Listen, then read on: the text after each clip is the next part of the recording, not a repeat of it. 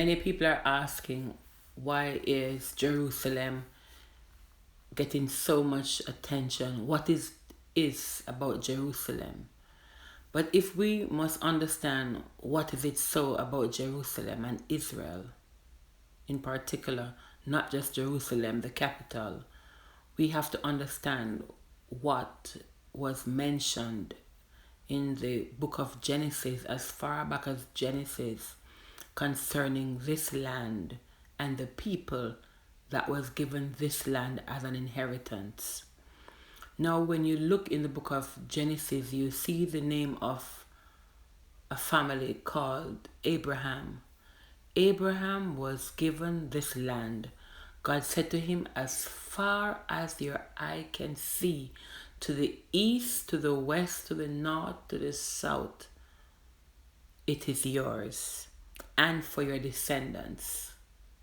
They will go into bondage for 400 years, but I will bring them out.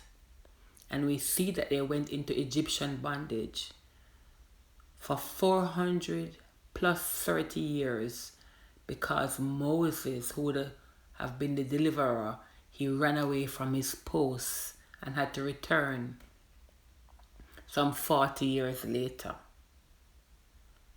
But it was fulfilled and they came out of Egypt. Now, if you should look at the map of the Middle East, you will notice that Israel is the center of all the other countries. To the north, to the east, to the west, and to the south of Israel are all these major countries like Turkey, Iran, Egypt. They're there. Iran is to the east.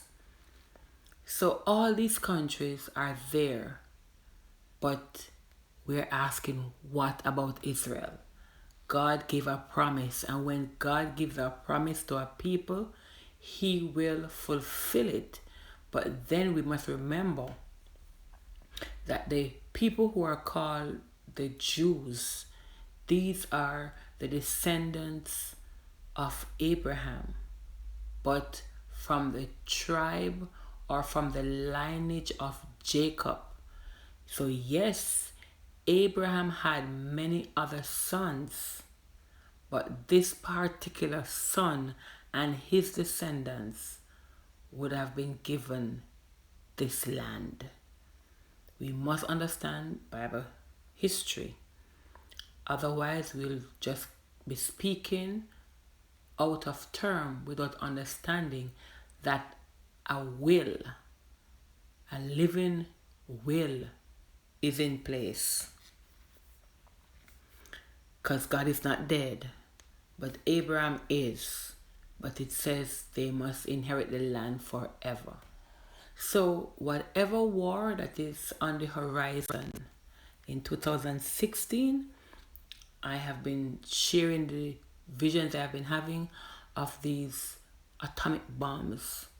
And the Lord sent me to study nations and the war that was pending. Since then, I have been researching and reading.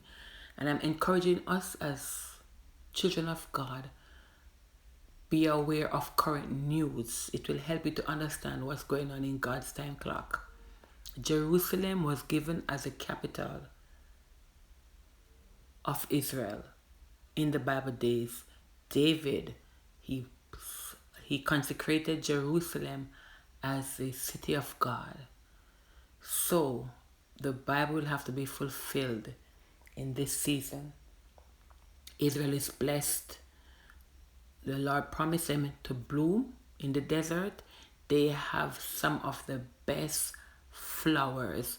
Right now, there are some flowers that only grow in Israel. Israel is the leading IT country in the entire Middle East.